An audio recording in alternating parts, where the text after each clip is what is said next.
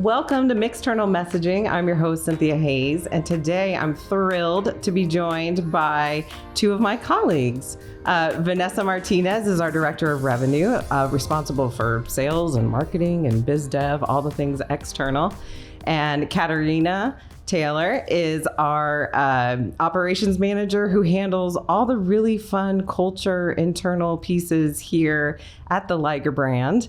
And we are thrilled because recently, ladies, we did a big muscle lift to merge our company with another company, with Tarkenton. Yay! Yay! So the Liger brand is now part of the Tarkenton company's family of brands, which is very exciting, and also a very big lift. Yeah, we're so excited to be here. It's been a really big past 4 or 5 months, and had recently announced it a couple weeks ago externally. Yeah. So as you've been my partners in crime behind the scenes, doing a lot of things. Preparing for an external announcement requires a lot of internal lift, as we know. And one of the really fun things I think we got to do as a company is just explore, what does this new world look like? Like, who do we want to show up as? How do we authentically step into this new space, make ourselves really attractive to external audiences, make this a place all the employees who have now merged together in these blended teams really want to be a part of. So today we're going to step through that a little bit, kind of pull the curtain back for our audience and let them get a glimpse at what we've been doing behind the scenes, and then what we intend to do to keep the momentum going. So first I want to start with you, Katarina. Okay. Because you had a big job.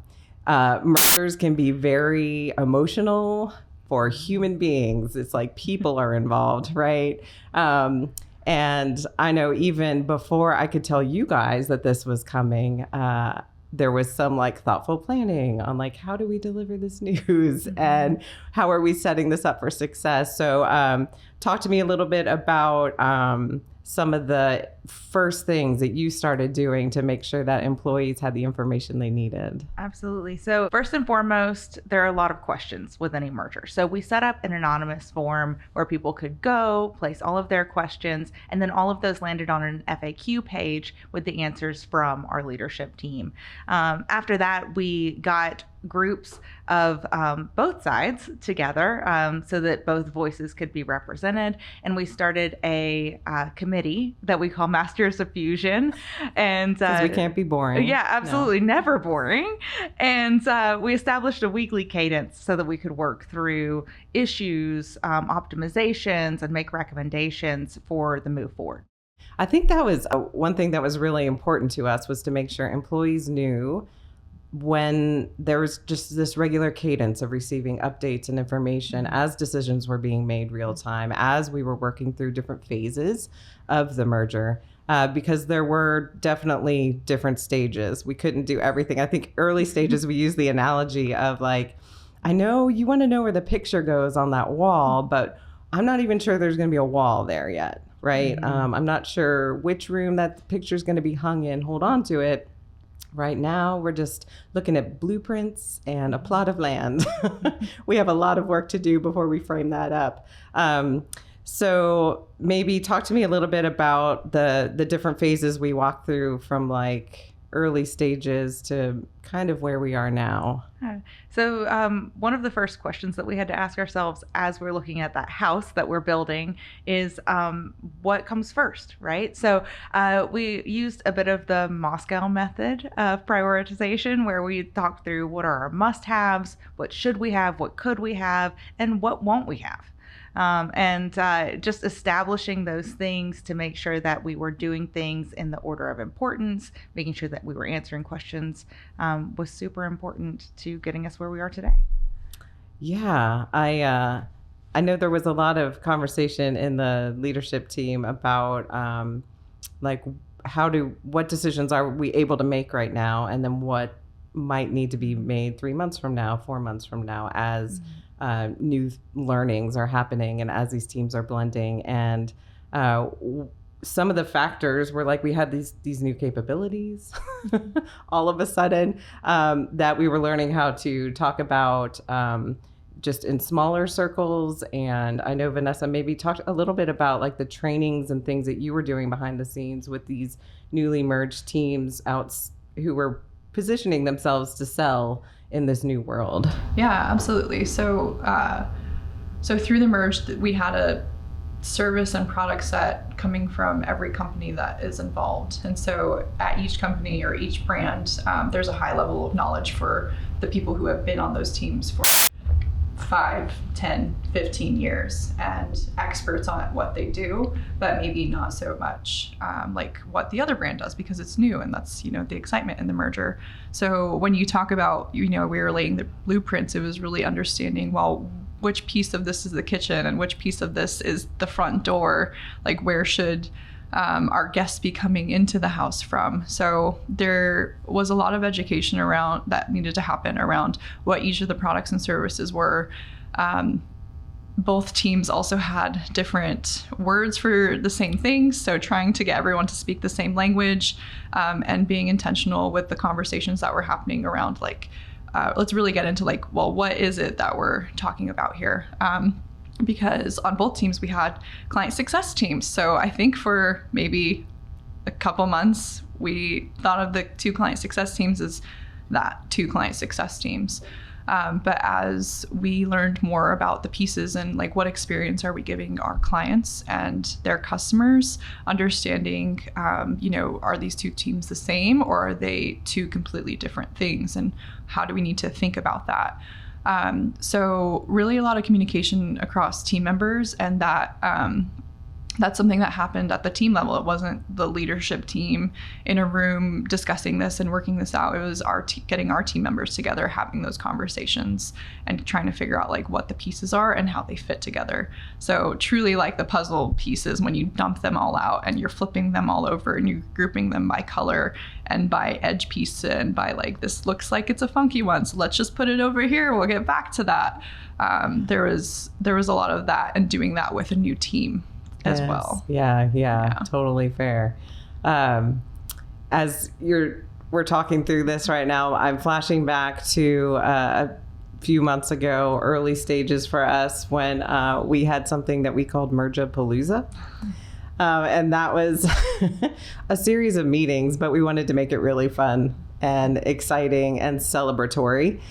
So there was a lot of planning that went into that. Maybe talk a little bit about I know, Kat, you were focused on some of the culture pieces involved there. And Vanessa, you were focused on making sure capabilities education was happening so that people knew what the new company even did. So maybe just walk through high level, some of the considerations for Mergapalooza, some of the things that you did intentionally to start building some of this new culture. Yeah, definitely. So a couple of things that we did, we wanted to make sure that people had a choice in the new things that they were learning. We all had all of this fun information. And again, some people were coming in with different backgrounds.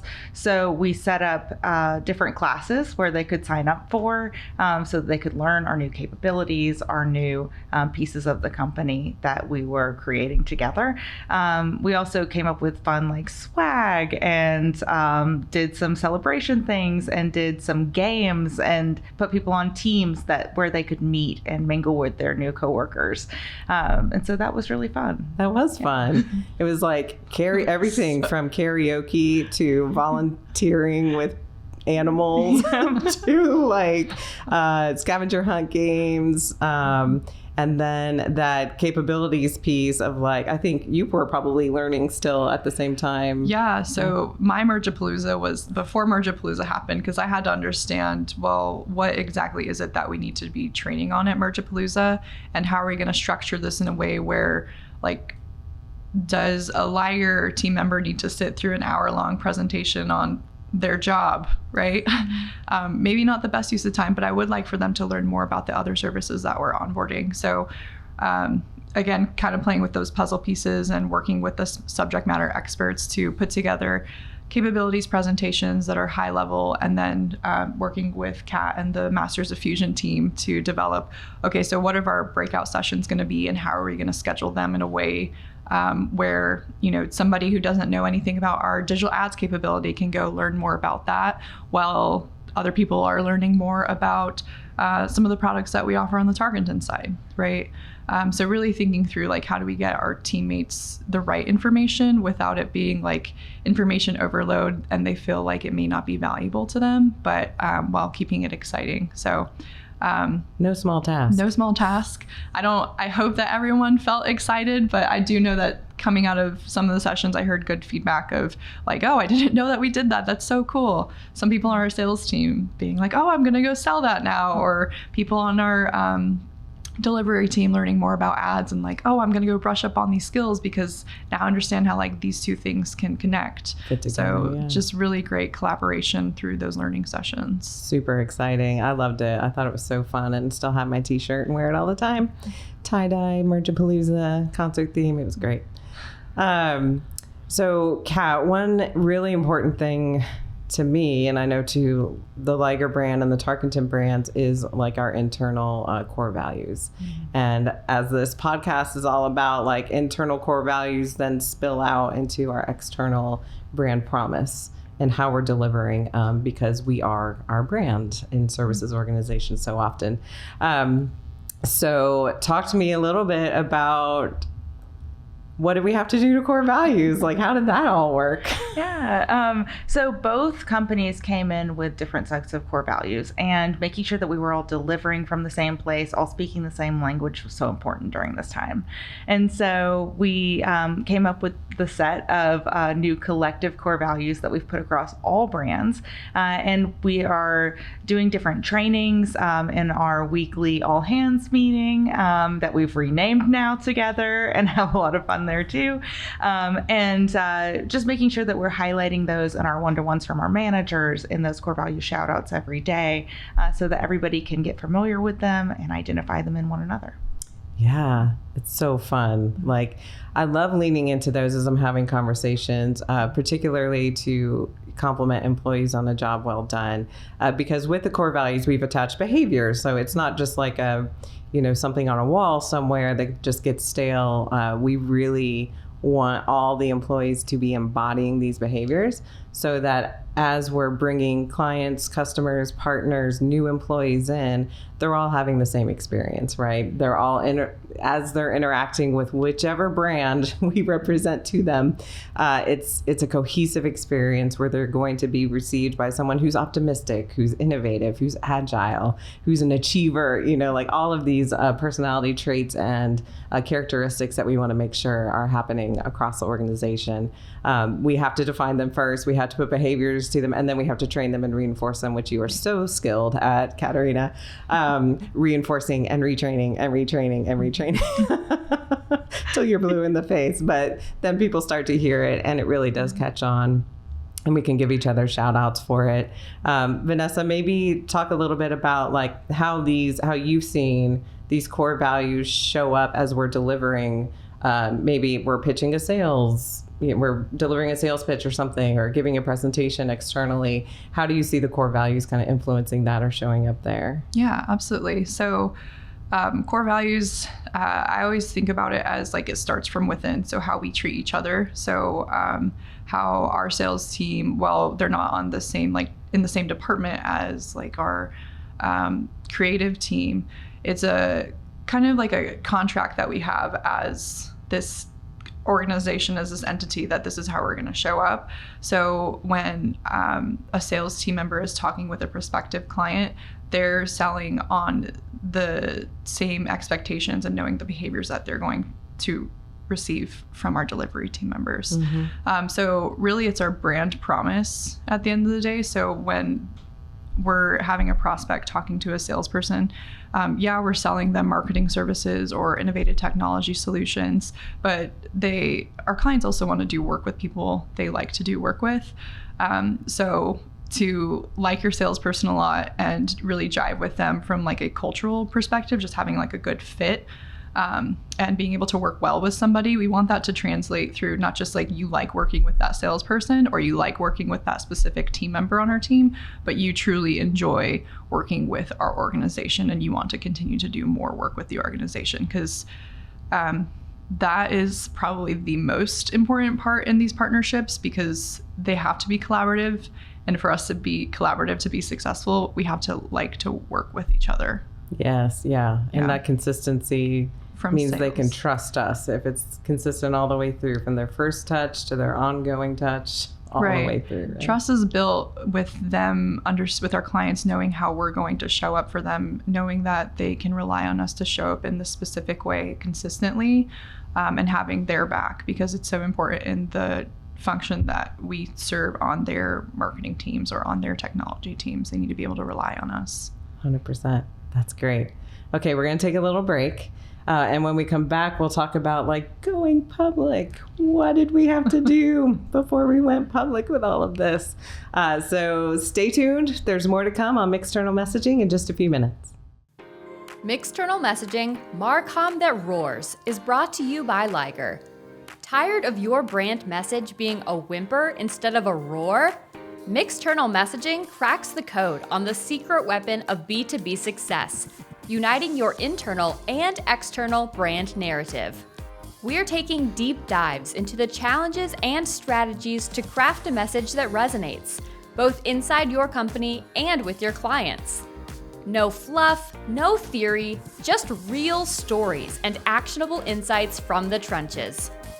We'll be interviewing marketing and communication rock stars, hearing their triumphs and struggles in the world of mixternal messaging, across industries from tech to healthcare. Ready to make your brand roar? Tune in to Mixternal Messaging, Marcom that roars, a Liger podcast. For more information, visit ligerpartners.com and follow us on our social media. Welcome back to Mixternal Messaging. I'm your host, Cynthia Hayes, and today I'm joined by my colleagues, Vanessa and Katarina, and we're talking about our own merger and the mixternal communication that had to happen to make this thing real. So we've talked a little bit about early days in the merger before we announced anything. It has been, fairly recently announced, but a lot went into even just that moment. So Vanessa, like externally, we wanted to show up in a way, but there were a lot of steps that were required to get us there. Talk us through that a little bit. Yeah, absolutely. I will need like 3 months to really talk through it, but I'll give the high level version. So when we share this internally with our team, the first question is, well, when can I share this news? So the answer was always, well, hold on, we kind of need to figure out what we're announcing. We knew our why, but we really needed to figure out the what of the announcement to be able to answer the questions. When we announced it internally to our employees, there were still a lot of questions that we needed to answer for our employees. But when we went public with the announcement, we knew that we wanted to be able to answer the questions that our clients and partners have. It goes back to what we were talking about in the previous section of trust and making sure that we can show up in a way that our clients expect. Because what's really important, there's a lot of things that are really important, but one thing that's really important is making sure that our clients know through this announcement that we're still going to be showing up in the same way that you can rely on us, but we're showing up in a better, more exciting way. And we can tell them that, but unless they actually feel that, then what's the point of doing this, right? Mm-hmm. So there was months worth of work, not just like writing words down onto a paper, but even before we could get to that point of writing a press release, there was so much work that needed to happen. It was Mergapalooza, getting our team members abreast on what it is that we do and how all the pieces fit together.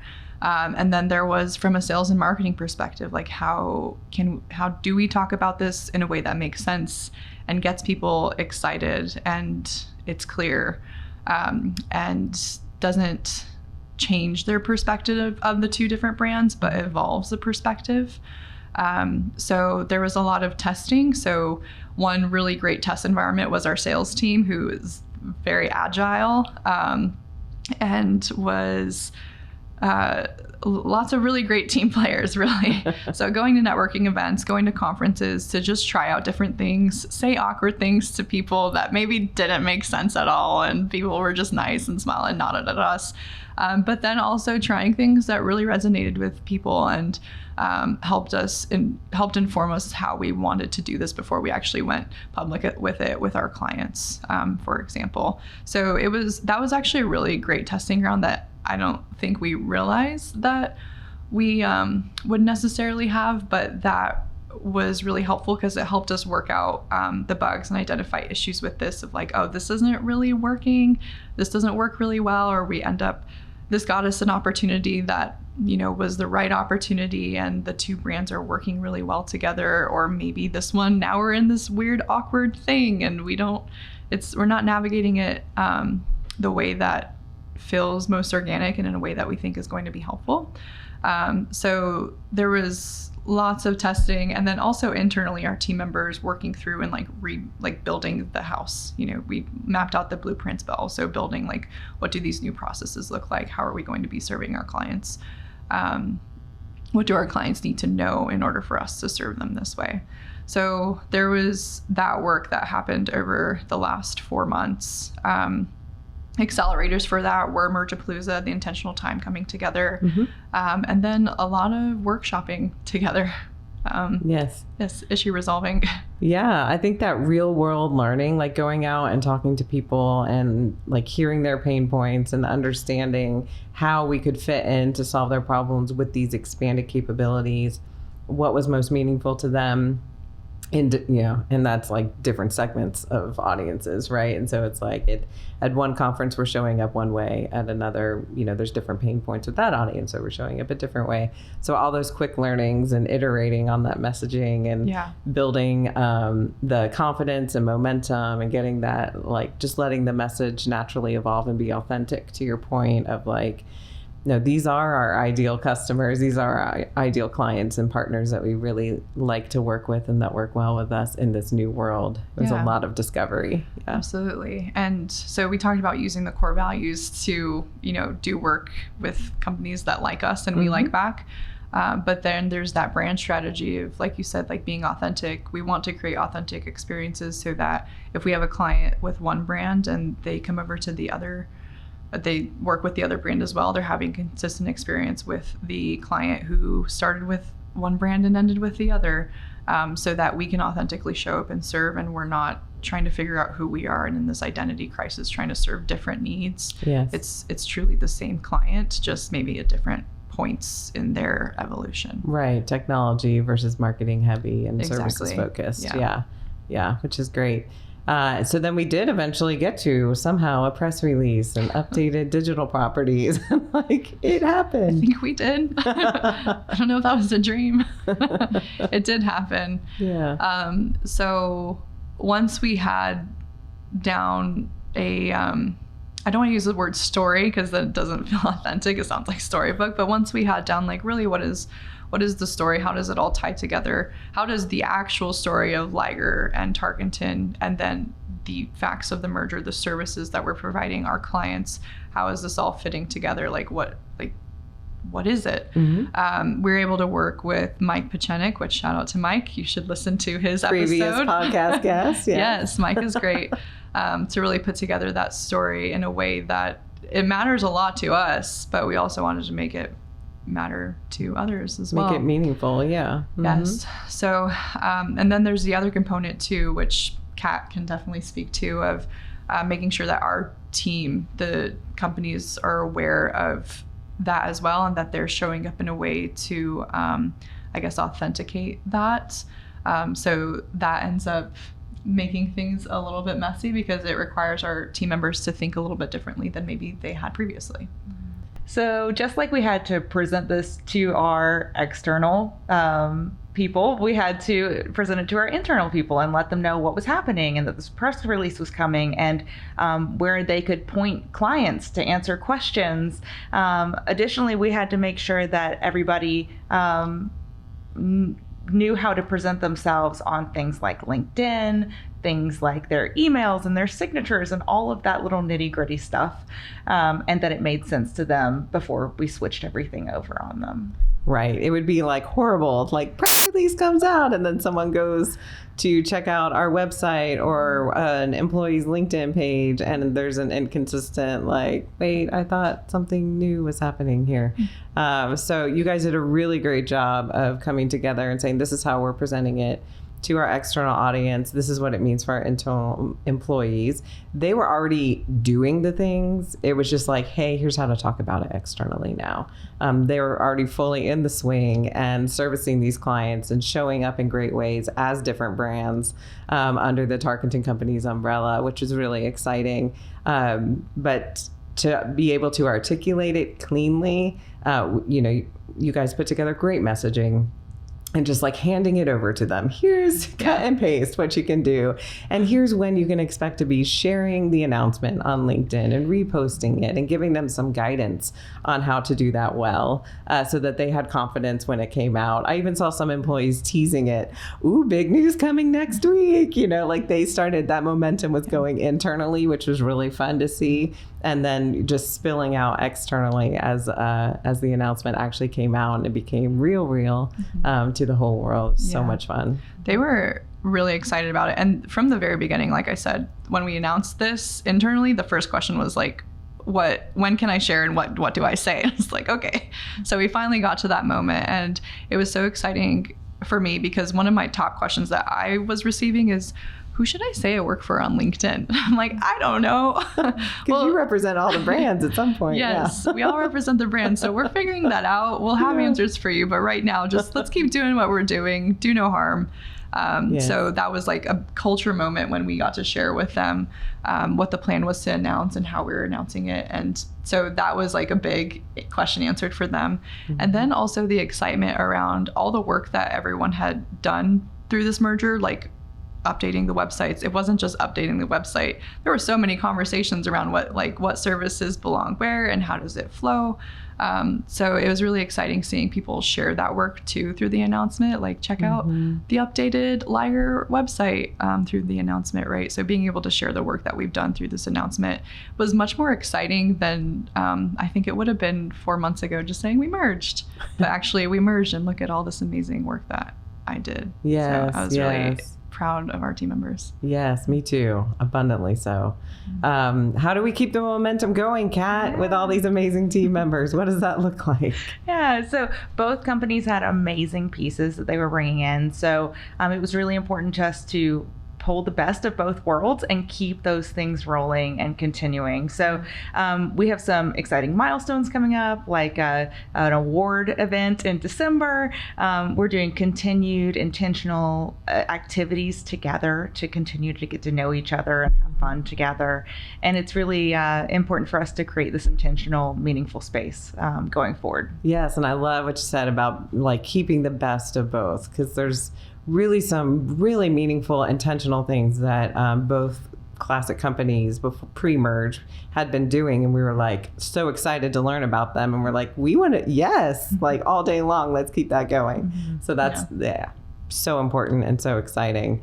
How do we keep it going externally? How does momentum build externally for our marketing and sales teams? Yeah. So our teams, this is huge event season for us. So we're continuing to show up at events, conferences, networking events, and sharing the good news that we announced. And then also having a clearer talk track and fleshing that out a little bit more.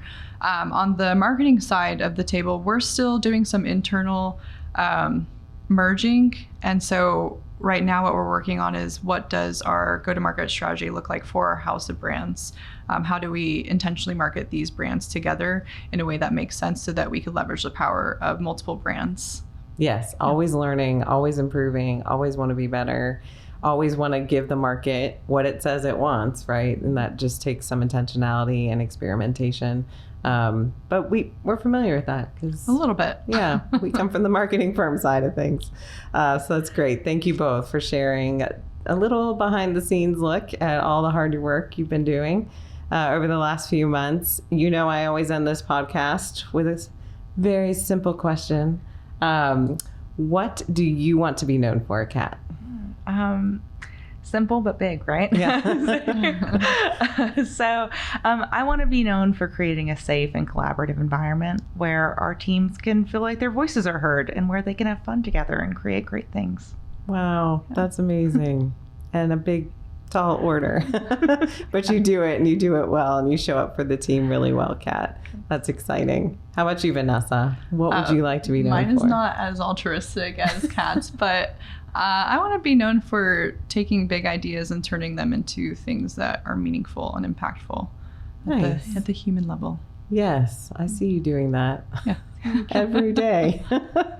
You come up with great questions that kind of spin us on our head sometimes. We're like, oh, we hadn't thought about it that way.